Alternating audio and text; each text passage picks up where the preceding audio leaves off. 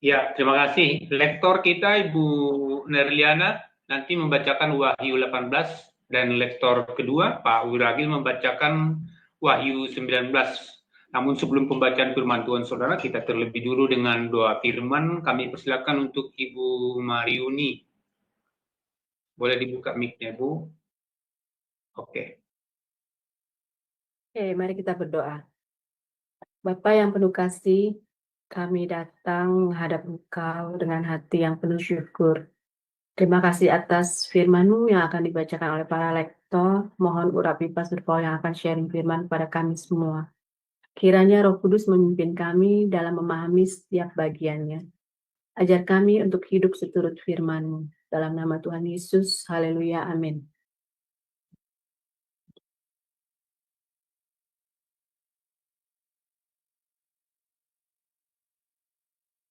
Ya, silakan Bu Nerliana. Baik, terima kasih Pak Mulia. Wahyu 18 ayat 1 sampai selesai. Demikian firman Tuhan.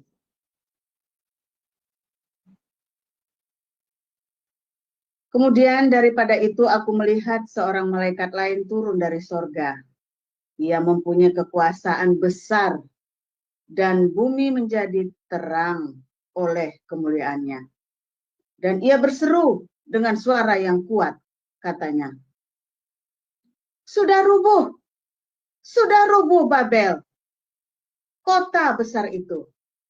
Dan ia telah menjadi tempat kediaman roh-roh jahat dan tempat bersembunyi semua roh najis.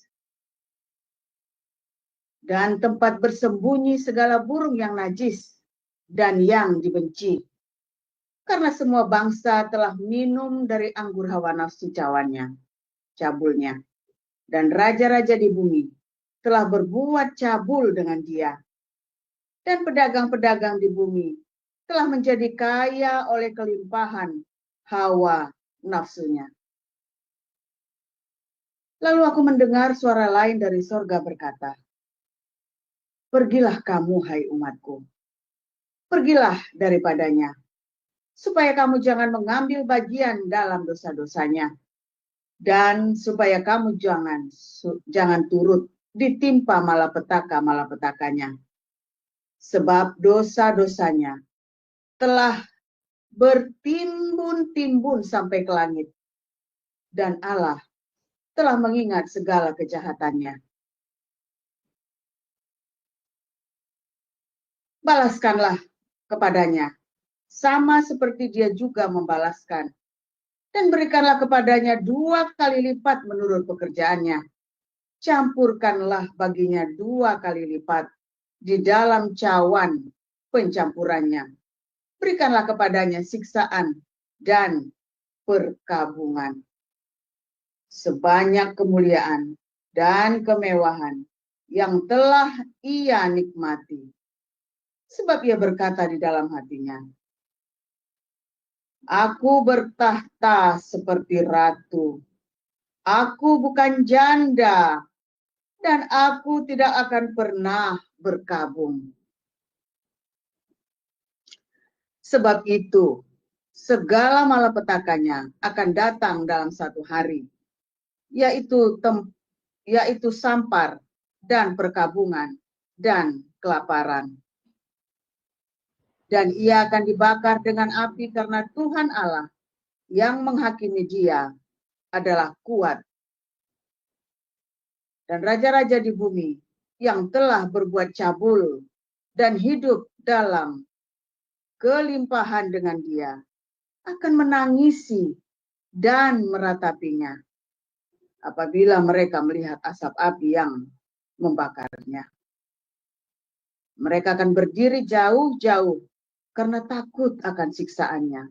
Dan mereka akan berkata, celaka, celaka engkau, hai kota yang besar, Babel, hai kota yang kuat.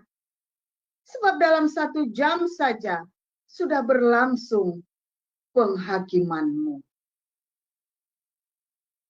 Dan pedagang-pedagang di bumi menangis dan berkabung karena dia. Sebab tidak ada orang lagi yang membeli barang-barang mereka.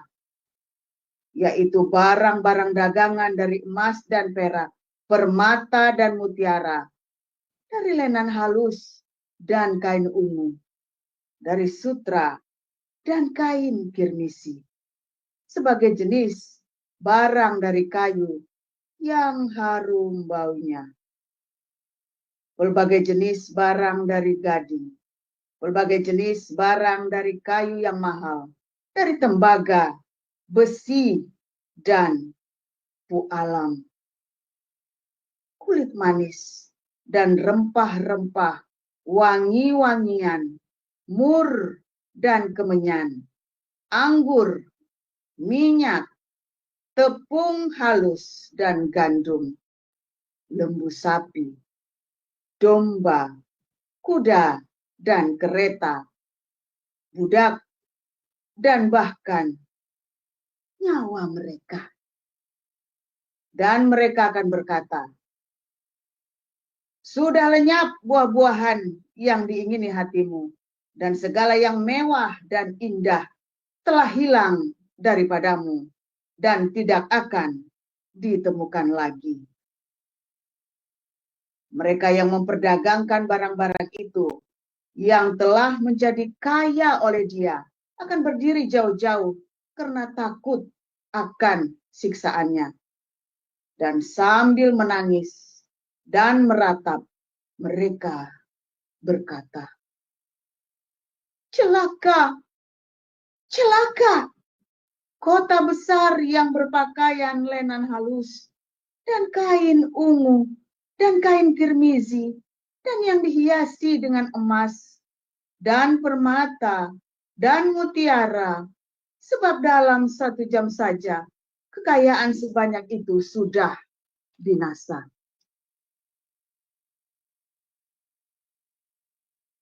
Dan setiap nahkoda, dan pelayar, dan anak-anak kapal, dan semua orang yang mata pencariannya di laut, berdiri jauh-jauh dan berseru.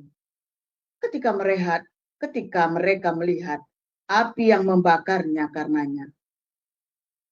Kota manakah yang sama dengan kota besar ini? Dan mereka menghamburkan debu atas kepala mereka dan berseru sambil menangis dan meratap, katanya, celaka, celaka kota besar yang olehnya semua orang yang mempunyai kapal di laut telah menjadi kaya oleh barangnya yang mahal. Sebab dalam 1 jam saja ia sudah binasa. Bersukacitalah atas dia, hai sorga, dan kamu, hai orang-orang kudus, rasul-rasul dan nabi-nabi, karena Allah telah menjadikan hukuman atas dia karena kamu. Dan seorang malaikat yang kuat mengangkat sebuah batu sebesar batu kilangan, lalu melemparkannya di dalam laut, katanya. Demikianlah Babel, kota besar itu, akan dihempaskan, akan dilemparkan dengan keras ke bawah, dan ia tidak akan ditemukan lagi. Dan suara pemain-pemain kecapi, dan penyanyi-penyanyi, dan peniup-peniup seruling dan sangkakala tidak akan kedengaran lagi di dalamnya. Dan seorang yang ahli dalam sesuatu kesenian tidak akan ditemukan lagi di dalamnya. Dan suara kilangan tidak akan terdengar lagi di dalamnya. Dan cahaya lampu tidak akan bersinar lagi di dalamnya. Dan suara mempelai laki-laki dan pengantin perempuan tidak akan kedengaran lagi di dalammu. Kuasa karena pedagang-pedagangmu adalah pemberian, adalah pembesar-pembesar di bumi oleh ilmu sihirmu. Semua bangsa disesatkan. Dan di dalamnya terdapat darah nabi-nabi dan orang-orang kudus dan darah semua orang yang dibunuh di bumi. Demikian. Kita lanjutkan di Wahyu 19. Kemudian daripada itu aku mendengar seperti suara yang nyaring dari himpunan besar orang banyak di surga. Katanya, haleluya, keselamatan dan kemuliaan dan kekuasaan adalah pada Allah kita. Sebab benar dan adil segala penghakimannya, karena ialah yang telah menghakimi pelacur besar itu, yang merusakkan bumi dengan percabulannya, dan ialah yang telah membalaskan darah hamba-hambanya atas pelacur itu. Dan untuk kedua kalinya mereka berkata, haleluya, ya asapnya naik sampai selama-lamanya, dan ke-24 tua-tua dan keempat makhluk itu tersungkur dan menyembah Allah yang duduk di atas takhta itu. Dan mereka berkata, amin, haleluya. Maka kedengarlah suatu suara dari takhta itu. Pujilah Allah kita, hai kamu semua hambanya, kamu yang takut akan Dia, baik kecil maupun besar. Lalu aku mendengar seperti suara himpunan besar orang banyak, seperti desau air bah, dan seperti deru huruf yang hebat katanya, haleluya, karena Tuhan Allah kita yang maha kuasa telah menjadi Raja. Marilah kita bersukacita dan bersorak-sorai dan memuliakan Dia, karena dari perkawinan anak domba telah tiba, dan pengantinnya telah siap sedia, dan kepadanya dikaruniakan supaya supaya memakai kain lenan halus yang berkilau-kilau dan putih bersih. Lenan halus itu adalah perbuatan yang benar dari orang-orang kudus. Lalu ia berkata kepadanya, tuliskanlah, berbahagialah mereka yang diundang ke perjamuan kawin anak domba. Katanya lagi kepadaku, berkatalah, perkataan ini adalah benar, perkataan-perkataan dari Allah. Maka tersungkurlah aku di depan kakinya untuk menyembah Dia. Tetapi ia berkata kepadaku, jangan berbuat demikian. Aku adalah hamba sama dengan engkau dan saudara-saudara yang memiliki kesaksian Yesus. Sembahlah Allah, karena kesaksian Yesus adalah roh nubuat. Lalu aku melihat surga terbuka. Sesungguhnya ada seekor kuda putih, dan ia yang menungganginya bernama yang setia dan yang benar. Ia menghakimi dan berperang dengan adil, dan matanya bagaikan nyala api, dan di atas kepalanya terdapat banyak mahkota, dan padanya ada tertulis suatu nama yang tidak diketahui seorang pun kecuali ia sendiri. Dan ia memakai jubah yang telah dicelup dalam darah, dan namanya ialah Firman Allah. Dan semua pasukan yang di surga mengikuti Dia. Mereka menunggang kuda putih dan memakai lenan halus yang putih bersih. Dari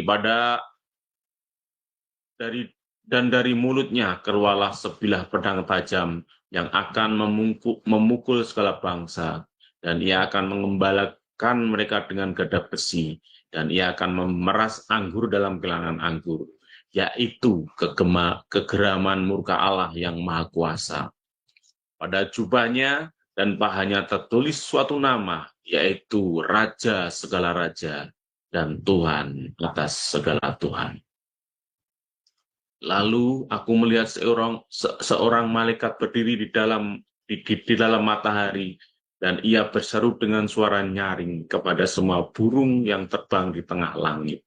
Katanya, marilah ke sini dan berkumpullah untuk turut dalam perjamuan Allah, perjamuan yang besar, supaya kamu makan daging semua raja, dan daging semua panglima, dan daging semua pahlawan, dan daging semua kuda, dan daging semua penunggangnya, dan daging semua orang, baik yang merdeka maupun hamba, baik yang kecil maupun yang besar. Dan aku melihat binatang itu dan raja-raja di bumi serta tentara-tentara mereka telah berkumpul untuk melakukan peperangan melawan penunggang kuda itu dan tentaranya. Maka tertangkaplah binatang itu, dan bersama-sama dengan dia nabi palsu yang telah mengadakan tanda-tanda di depan matanya. Dengan demikian ia menyesatkan mereka yang telah menerima tanda dari binatang itu dan yang telah menyembah patungnya. Keduanya dilemparkan hidup-hidup ke dalam lautan api yang menyala-nyala oleh belerang. Dan semua orang lain dibunuh dengan pedang yang keluar dari mulut penunggang kuda itu, dan semua burung kenyang oleh daging mereka. Demikian firman Tuhan. Terima kasih. Terima kasih untuk Pak Nuragil dan Ibu Nerliana. Terima kasih semua yang melayani pada malam hari ini, luar biasa. Udah makin rapi ya, Pak Mulia, luar biasa ya. Kita makin rapi sekarang, koinonia kita dan mood bagi kita ya, makin bagus. Semuanya persiapannya, sekalipun saya tahu ada yang sampai overload ya, tapi God bless you semuanya. Oke, hari ini kita cerita tentang kesesatan ya, tentang kesesatan dan aniaya. Di dalam Matius 24 ya, akan terjadi kesesatan nabi-nabi palsu, pengajar-pengajar palsu dan aniaya ya, yang akan menandai kedatangan Tuhan. Kalau Anda melihat ya, tadi dikatakan dalam Wahyu 18, ada seorang malaikat mengambil batu kilangan, batu sebesar batu kilang. Batu kilang itu batu yang bat itu loh, bat numbuk gandum itu ya. Ya kira-kira besarnya separuh badannya saya lah ya. Kira-kira segitu. Jadi dia tumbuk diputer gitu ya, supaya batu itu bisa dipakai untuk gandumnya itu nanti digiles ya. Kayak mesin slab padi gitu ya, sama saja itu, supaya terkelupas atau bahkan supaya sampai halus, ditumbuk sampai halus.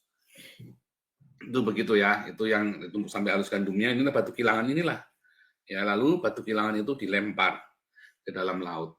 Saudara, dulu saya berpikir ya, dulu sampai dengan 7 tahun yang lalu mungkin ya, 5 sampai 7 tahun yang lalu ketika saya baru masuk Belanda, saya masih berpikir batu itu adalah batu yang di Mekah itu loh, batu Ka'bah itu loh, ya.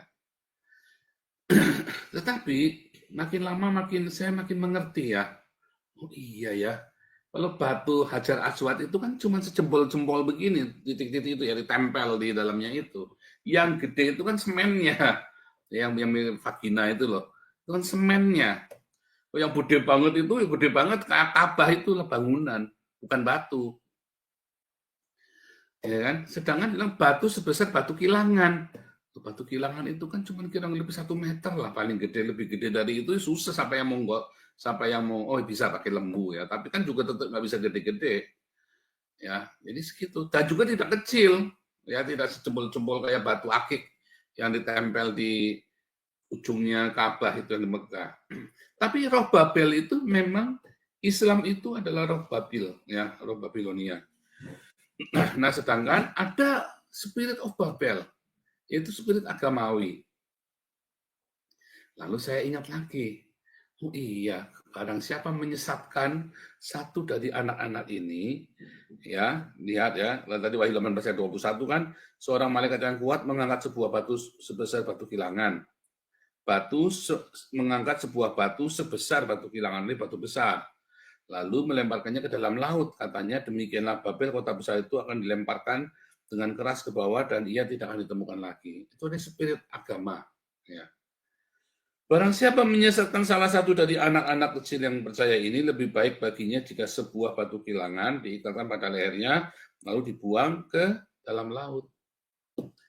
Nah, makanya saya mulai mengerti, oh ternyata batu kilangan ini ya adalah sebuah pertanda bahwa orang yang menyesatkan ini atau gereja, kemarin kita sudah tahu ya bahwa ternyata Spirit of Babel adalah spirit agamawi. Semua ritual, tradisi, simbol-simbol gereja itulah Spirit Babel yang menjauhkanmu dari kasih Tuhan Yesus. Makanya kamu lihat orang kalau hidupnya dengan ritual dan simbol-simbol, dengan tradisi tadi yang ditanyakan oleh Pastor Marta, biasanya hidupnya nggak berbuah. Percaya saya. Saya sudah ketemu dengan semua orang yang hidupnya seperti itu, yang pakai topi-topi aneh, yang pakai baju-baju aneh kalau melayani begitu ya. Ya hidupnya nggak berbuah. Tapi kamu lihat ya, orang-orang biasa yang tidak urusan dengan itu semua dogma, doktrin, ritual, simbol-simbol yang begitu syarat-syarat segala macam, ya biasanya hidupnya berbuah. Ya, Anda lihat deh. Nah, orang-orang yang punya spirit agamawi ini, ya, diwakili oleh Vatikan. Saya tidak berkata bahwa seluruh Vatikan sesat, enggak. Di Vatikan ini kan terjadi pertempuran besar antara kesesatan roh agamawi dengan praktek cinta. Mother Teresa itu nyaris tidak dianggap santa karena dia tidak peduli dengan ritual. Dikatakan tidak menghargai ritual gereja Katolik katanya ya. Sehingga dipersulit penganugerahan santa kepada Mother Teresa.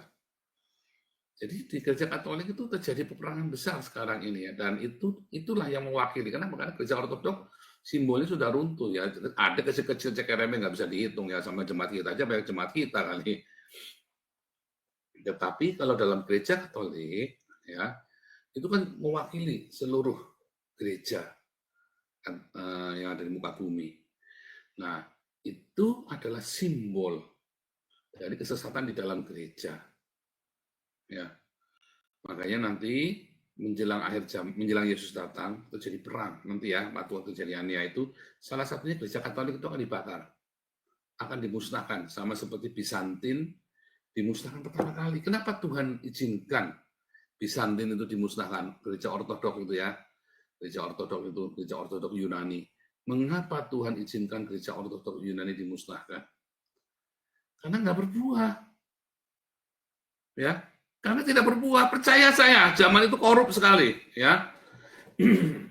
Malah ada yang ngomong sebaliknya, Anda ya buta. Zaman itu gereja Ortodok tidak berbuah. Terlalu ya kalau katanya David Bosch itu ya, David Bosch itu paradigma misi. Ya nggak ada buahnya mereka. Para bishopnya hidup dalam hedonisme. Ya kan? Untuk bikin baju-baju yang aneh-aneh itu, relik-relik itu kan mahal. Tadi ya, katakan dalam Wahyu 18, Wahyu 19 tadi ya, coba kita lihat. Lihat ya, Wahyu 18 tadi ya. Lihat ya.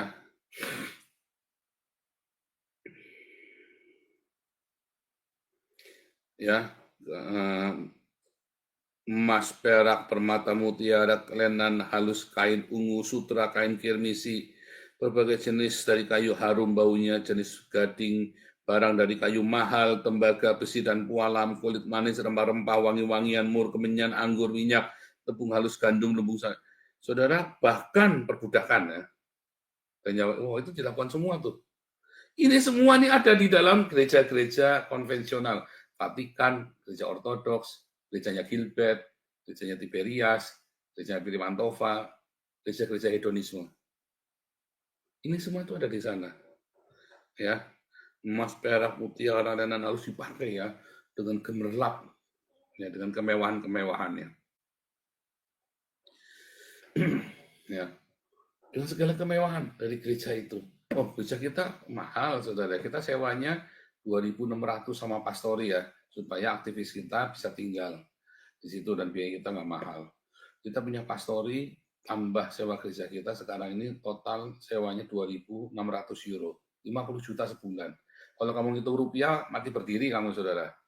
Tapi kalau di sini ya murah, ya. Di rumah, ya, rumahnya yang normal, kalau rumah saya kan sosial, rumah sosial. Rumah yang normal, ya, sewanya itu 1.500 euro, 3 kamar. Nah, ini ada sebuah lot besar ya, dan kita dapat 3 kamar, dan dapat kantor, tapi rencananya kita lagi berpikir kantornya kita nggak mau pakai lagi.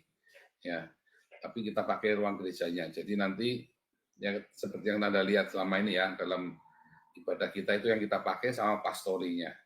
Kita mau kantornya di pastori saja. Jadi kan kita mau sewa pastori satu lagi, jadi itu pastorinya kantornya kita kembalikan, kita pakai pastorinya, tambah.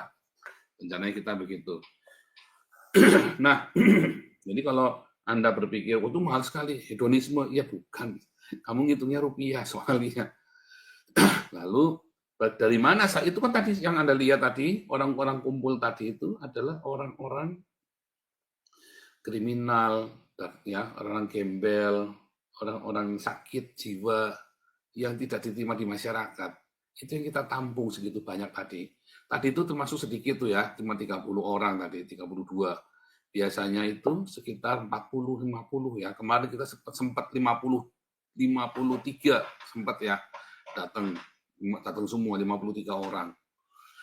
Ya, saudara, kalau kita tampung itu di rumah saya, apa kita nggak ruwet di sini? Ya kita tetap butuh tempat buat nampung. Nampungnya di mana? Ya kita punya tempat buat nampung, ya kan?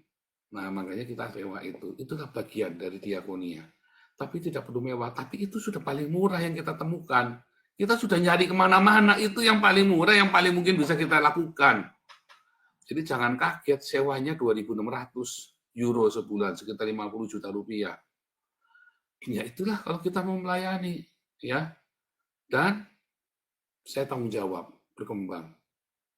Apakah saya menikmati uang itu? Enggak, saya malah nombok tiap hari Minggu itu, ya tiap Sabtu itu, ya setidaknya kita pasti belanja 200 euro. Ini minim, ya. Bahkan kadang-kadang sampai 300 euro setiap minggu, ya. Jadi satu bulan kita bisa nombok 1.400 euro satu bulan. Saya pribadi, ya, bisa nombok 1.400 euro. Belum lagi beberapa aktivis kita harus kasih persembahan kasih karena mereka nggak punya kerjaan dan mereka tidak dapat tunjangan dari pemerintah karena tadi gembel, ya, mereka tidak punya identitas. Kita pekerjakan aktif di kita bantu. Saya nambahin lagi tuh, ya, 150 euro. Jadi pokoknya saya setiap bulan nombokin 1.200 sampai 1.600 euro setiap bulan. Ya. Saya tidak ngeluh ya, saya cuma kasih tahu supaya jangan berpikir bahwa saya pakai uang itu, enggak, saya malah nombokin. Ya, saya malah nombokin. Kalau hidup saya di sini sederhana, saudara. Saya pakai baju batik bagus ya hari ini ya, 2 kali ya. Saya punya 2 dikasih sama Pastor Daniel Alexander, dikasih ya baru ya. Memang bagus ini, saya dikasih ya. Saya tuh nggak pernah beli-beli baru-baru gitu yang harga-harga mahal itu enggak ya. Malah kaos hitam saya itu sudah blutuk-blutuk sudah 2 tahun tuh. Memang harus saja beli ya. Saya kalau beli biasanya 5 langsung.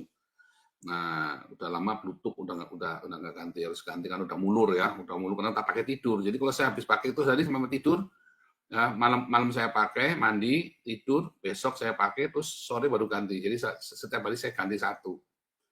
Jadi buat pakai tidur juga melutuk jadinya ya. Nah, saya lagi tunjukkan kepada Anda bahwa saya bertanggung jawab dengan keuangan. Nggak main-main saya sangat strict ya dengan masalah uang ini. Makanya Tuhan berkati kita. Nah, saudara, lihat ya. Ini, ya, kemewahan ini dinikmati hanya oleh segelintir orang. Ya, oleh hamba-hamba Tuhan.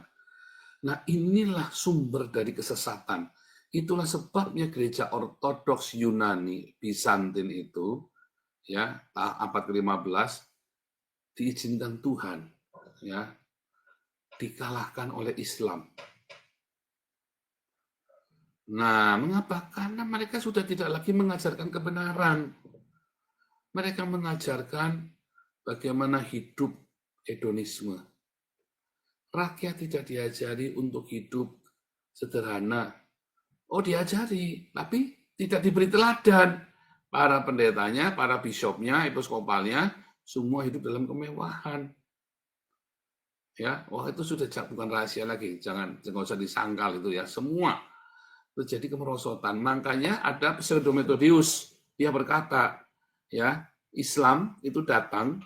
Mengapa Islam ini datang? Katanya si Pseudo-Methodius ya, bahwa Islam ini datang sebagai kutuk karena gereja tidak melakukan tugasnya, ya. Karena gereja tidak melakukan tugasnya, makanya Islam itu datang sebagai kutuk. Ya. Nah, itulah karena gereja menjadi kesesatan. Kalau Anda nonton film yang Viking itu, saya menikmati ya, saya nonton film yang Viking, tak nonton, saya sudah nonton 3 kali ya. Saya ngelihat bagaimana sih pendeta-pendeta compong ini ya, mengajarkan kekristenan menurut versinya si sutradaranya Viking, penulis ceritanya Viking itu. Tapi kalau saya kan hidup di Belanda ya, saya sendiri kalau ngobrol-ngobrol sama mereka, itulah persepsi mereka tentang Kristen. Saya pikir compong juga nih orang-orang yang berpikir tentang kekristenan ya. Dan itulah yang terjadi sekarang ini. Ya, terjadi kemerosotan. Ya, terjadi kemerosotan pengajaran. Mereka lebih mengutamakan ritual, simbol, identitas lebih dari perbuatan baik. Lebih dari kekudusan.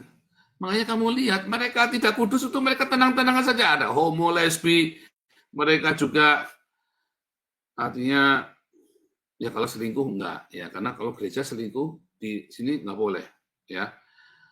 Lebih baik kamu lesbi, homo, atau kamu enggak menikah, kumpul kebo misalnya gitu. Lebih baik begitu. Nah di sini seperti itu ya. Yang pendetanya juga ya cabul, apa segala macam. Makanya saya ketawain orang Trinitas itu, saya ketawa terbahak-bahak. Kalian bangga-bangga dengan Trinitas, di sini pendeta Trinitas homo. Ya, 75% pendeta Trinitas itu homo di Eropa. Nah, dan kalau di Eropa nggak boleh ya hedonisme karena kita dicek keuangan kita. Tapi kalau di Eropa, kalau di Amerika, di Indonesia, ngeri. Nah, inilah yang diajarkan. Makanya Tuhan Yesus bilang, lebih baik ditaruh batu kilangan di lehernya, buang ke laut. Nah, di saat itu ketika Vatikan itu dihancurkan, itulah yang namanya batu kilangan ya batu sebesar kilangan dibuang ke laut. Ya, Babel itu dimusnahkan, segala kesesatan itu dimusnahkan. Ya, yang musnahkan sama Islam, saudara. Karena Islam sendiri kan benci banget sama gereja. Kalau bilang malaikat itu tidak selalu baik ya. Setan itu kan juga malaikat kan. Keledai kan juga malaikat. Batu itu kan juga, badai itu kan juga malaikat. Malaikat itu apa sih? Utusan. Ya, utusan. Ya, gereja itu kan ya gereja Katolik itu gereja Katolik Vatikan itu nanti akan dikalahkan sama seperti Bizantin. Ya. Dan saat itulah akan terjadi pemurnian. Maka orang tidak lagi mengerjakan ritual. Kenapa? Takut. Ya, orang yang biasa pakai ritual, simbol-simbol pada takut, sembunyi semua. Nah, orang-orang seperti saya yang tidak urusan dengan simbol dan ritual, kita nggak takut. Karena iman kita, ibadah kita adalah perbuatan kita, bukan simbol-simbol dan ritual. Kita tidak perlu mencari identitas lagi. Nah, sedangkan banyak gereja-gereja sampai hari ini masih menggunakan ibadah, ritual, simbol, ya, tradisi, doktrin, dogma. Nah, itulah masalahnya. Nah, kemudian ya tadi balik lagi.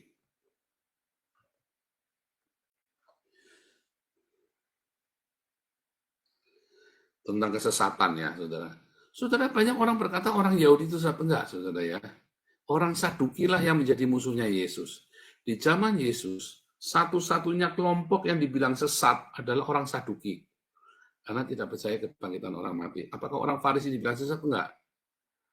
Ya, celakalah kamu ahli Taurat dan orang Farisi tapi bukan semuanya, karena banyak orang Farisi yang percaya kepada Yesus. Kalau Anda baca dalam Kisah Rasul 15, banyak orang Farisi yang menggabungkan diri kepada para murid.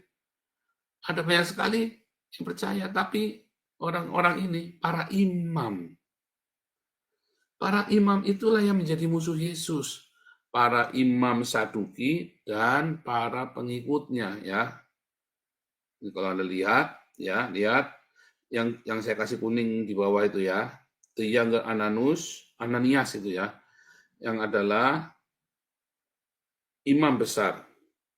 Dia sangat temperamen ya, karena dia mengikuti sekolah dari Saduki yang tidak punya hati daripada semua orang-orang Yahudi yang lain.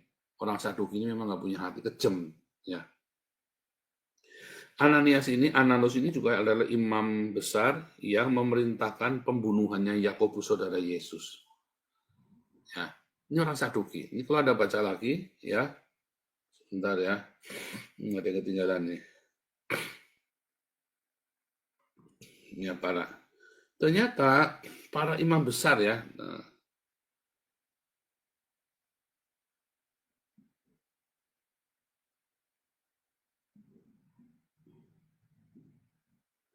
ini ya.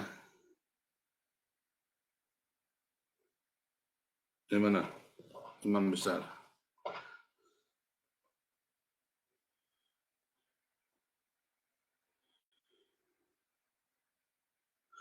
Ya, akhirnya mulailah imam besar dan pengikut-pengikutnya. Siapakah pengikut imam besar? Orang Saduki. Ya. Jadi musuhnya Yesus di perjanjian baru itu adalah orang Saduki, bukan orang Yahudi. Tapi orang Saduki, yaitu imam dan para pengikutnya yang adalah mazhab Saduki. Adi Hanania, Anas, Kayafas itu orang Saduki, tidak percaya kebangkitan orang mati. Ya, makanya ketika Yesus memberikan perumpamaan dengan Lazarus dan orang kaya ini kan bilang, masih ada 5 orang, tapi biarlah Lazarus bangkit, suruh turun. Katanya Abraham, dalam perumpamaannya itu, Yesus berkata ya, Abraham berkata, sekalipun ada orang mati bangkit, kamu nggak akan percaya.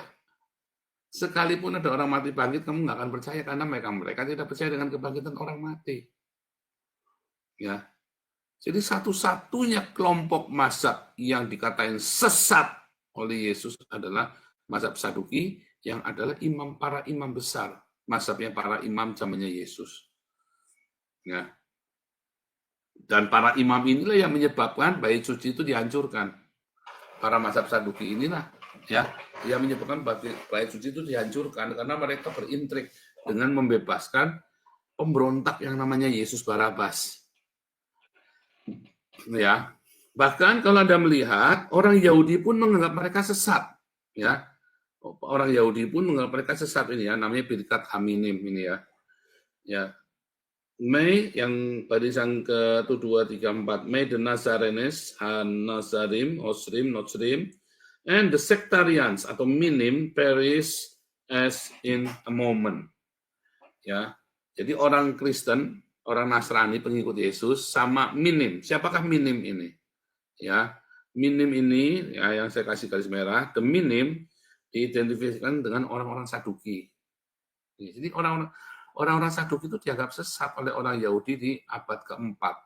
Nah, ini ada yang bilang ini abad tahun 90 ya, Birkat Haminim itu di Yavneh dekat Gaza. Tetapi ada yang berkata ini baru abad ke-4. Bahwa kata Saduki itu sebagai orang-orang sesat. Ya, setuju ya dengan ajaran Yesus ya, Talmud ini. Nah, Nazaren, mengapa orang-orang pengikut Yesus dianggap sesat? Karena waktu itu ya orang Kristen itu kalau ini terjadi abad ke-4 ini kan mengatakan bahwa Saduki ini kan baru abad ke-4 di dalam Talmud itu ya. Maka karena waktu itu pemerintah Roma yang sudah Kristen ya menganggap orang Yahudi sesat. Jadi dibalas, kamu yang sesat begitu loh. Ya, pemerintahnya Yahudi itu begitu. Lalu maka orang Kristen dengan orang Yahudi saat itu saling sesat menyesatkan, saling menuduh. Tapi yang menang tentu saja orang Kristen. Mengapa? Karena jumlahnya banyak, orang Yahudinya jumlahnya dikit. Orang Kristennya didukung oleh pemerintah Roma. Itu ya. Nah, baik lagi ya tadi. Nah, karena kesesatan-kesesatan inilah, maka banyak sekali orang-orang yang tidak menemukan Tuhan yang sejati, sama seperti orang-orang Yahudi hari ini. Ya dari zamannya Ini berkata minim, sampai dengan hari ini banyak orang Yahudi yang tidak bisa menemukan kebenaran sejati, karena bahkan gereja saja sudah menyimpang. Banyak menyimpang gerejanya itu.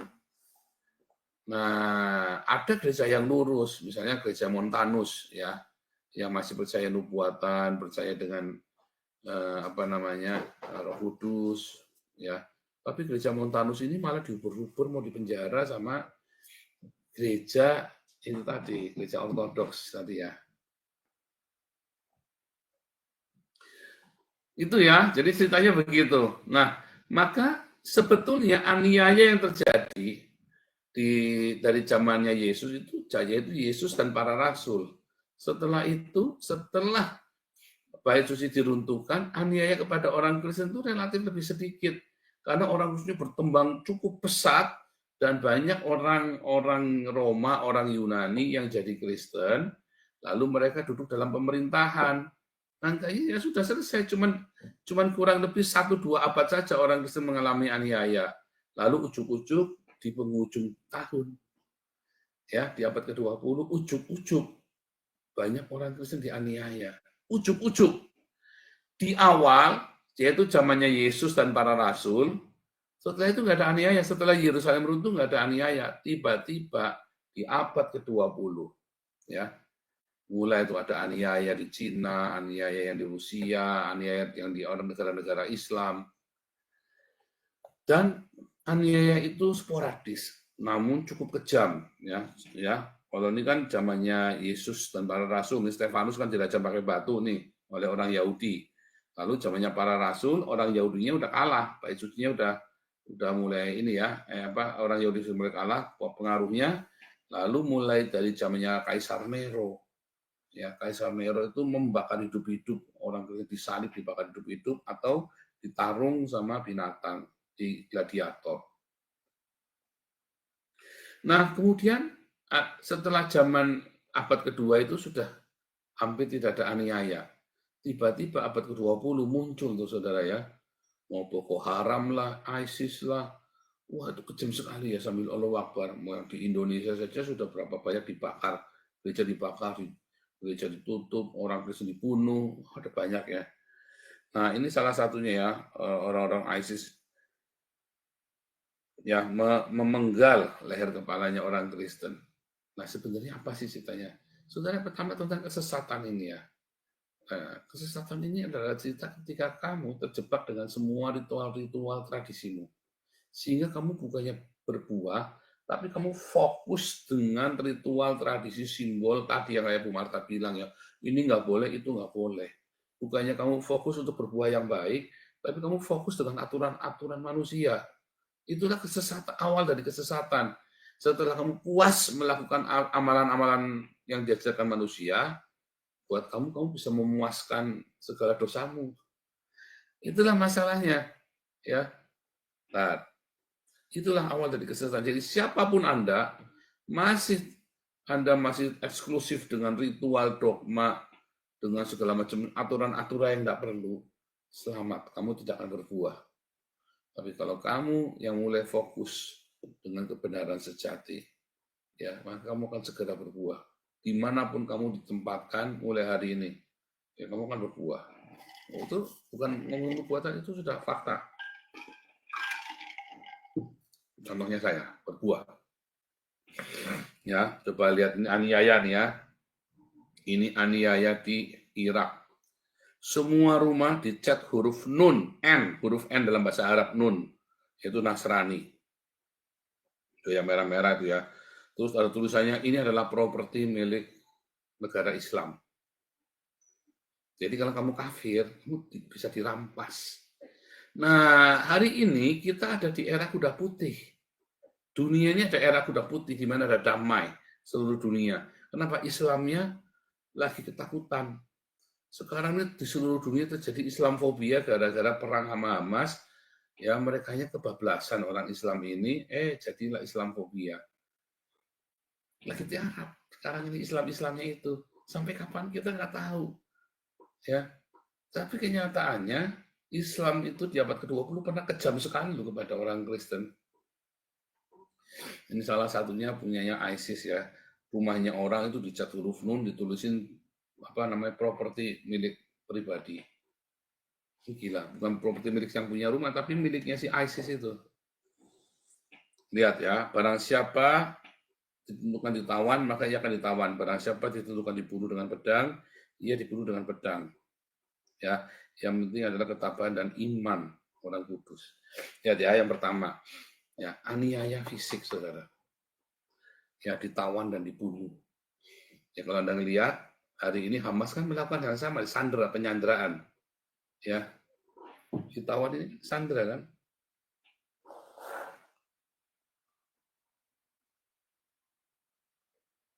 Penyanderaan, hostage. Ya, Hamas ini kan melakukan hostage ini. Ya, barang siapa ditawan, ya tawan atau dibunuh dengan pedang. Ya kan mereka kan perginya melawan pakai pedang, pakai senapan juga, tapi pakai pedang tidak ketinggalan. Ya, katakan itu aneh yang pertama tadi ya. Aneh yang pertama itu adalah penyanderaan atau hostage. Ya, kamu akan ditangkap, lalu kamu akan, dua orang di ladang, satu akan diambil. Ya, dua orang tempat itu, satu akan diambil. Saya lebih percaya maksudnya adalah penyanderaan, hostage. Ya, diserbu malam-malam, terus kamu di capture tuh sama si Hamas itu kan, sama si Islam teroris ini. Itu yang terjadi, aniaya yang terjadi. Bagaimana sikapmu kalau menghadapi aniaya fisik seperti ini? Ya berdoalah supaya saat itu jangan lagi musim dingin, supaya kamu bisa lari. Ya, supaya kamu bisa lari. Kalau enggak, kamu nggak bisa lari. Aneh yang kedua ini ya. Ia menyebabkan sehingga semua orang kecil besar, kaya miskin, merdeka diberi tanda pada tangan kanannya atau pada dahinya huruf nun. Huruf nun itu adalah pelengkap dari alfabet Bismillahnya Islam itu ya. Apa? Bukan Bismillah, tapi asyhadu anna itu loh, asyhadu. Apa namanya? Asyhadu anna itu apa namanya? Tauhidnya Islam. Ya. Tauhidnya Islam itu jumlah pelafalan tauhidnya Islam atau kredo atau syahadatnya Islam itu adalah 616 ditambah satu huruf nun itu 50 nilainya, jadi 666. Ini adalah sebuah aniaya ekonomi. Makanya tadi kita ini kan sekarang ada di kuda putih. Era kuda putih kan damai seluruh dunia kecuali Indonesia yang ruwet. Lalu akan datang era kuda hitam, era kuda merah, tiba-tiba perang besar. Dari mana? Dari api dalam sekam yang dibawa oleh era kuda putih. Lalu oleh kuda merah akan terjadi perang besar. Nah, kemudian disitulah Islam masuk dengan kuda hitam. Ya, tadi kuda putih membawa damai, kuda hitam membawa kelaparan. Akan dilaparkan. Serem ya. Dilaparkan. Kayak Gaza itu namanya lagi lapar. Kelaparan. Kalau Gaza itu lapar, bukan kelaparan, tapi ini kan terjadi kelaparan. Karena apa? Resesi ekonomi. Ya kalau Anda lihat, ya orang-orang Islam kan yang ini radikal ya, mulai pakai dirham sama dinar. Walaupun akhirnya ditangkepin sama polisi ya. Tapi ini terjadi sudah pasar syariah. Nah, kamu hanya boleh barter dengan emas atau perak. Nggak boleh dengan uang biasa, selembar kertas itu nggak boleh. Itulah yang akan terjadi. Satu, tadi aniaya secara fisik dengan pedang. Kalau kamu tidak waspada, orang-orang Islam ini akan ambil alih. Ya. Makanya, aduh, Anda jangan ngototan NKRI harga mati lah. Suatu ketika NKRI benar-benar bubar, kamu harus sudah siap. Kalau enggak, negara kamu kan diislamkan bagi tempat tinggalmu itu. Ya kan? Jadi ada dua, aniaya dengan pedang. Yang kedua adalah aniaya ekonomi. Ya. Aniaya ekonomi itu mengerikan sekali ya. Kelaparan, punya uang nggak bisa belanja. Stres nggak itu? Ya, karena mata uangnya akan diganti. Cryptocurrency, Bitcoin, apa segala macam itu, waduh, itu baru basic itu. Dan kan ada lagi yang lebih mengerikan lagi ya. Nah, saat itulah kamu akan goyah imanmu saat aniaya yang besar ini. Ya. Ya, saya berdoa supaya jangan goyah tentunya ya. Coba nih, Pak, bagaimana bisa Pak resesi ekonomi? Iya, ini contohnya rekening nganggur bisa diblokir. Ya, di sini ngomongnya tidak disita, tapi pada kenyataannya banyak rekening-rekening itu yang sudah disedot, entah sama pemerintah atau sama karyawan banknya itu. 122 juta rekening nganggur loh, ngeri ya. 122 juta, ngeri ya. Diblokir semua sama pemerintah. Nah, itulah.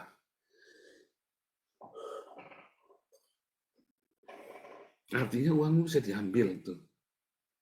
Itu akan terjadi nanti di akhir zaman, saudara ya. Sekarang ini sudah mulai. Akhir zaman itu yang sekarang. Rekening-rekeningmu mulai diblokir, ya kan? Disedot sama pemerintah. Pemerintahnya kan Islam kan? Serem ya. Sampai sini dulu ya. Nanti minggu depan kita lanjut tentang ini ya, mempelai. Jadi ada dua hal yang mau saya sampaikan, saudara, yaitu ajaran-ajaran sesat.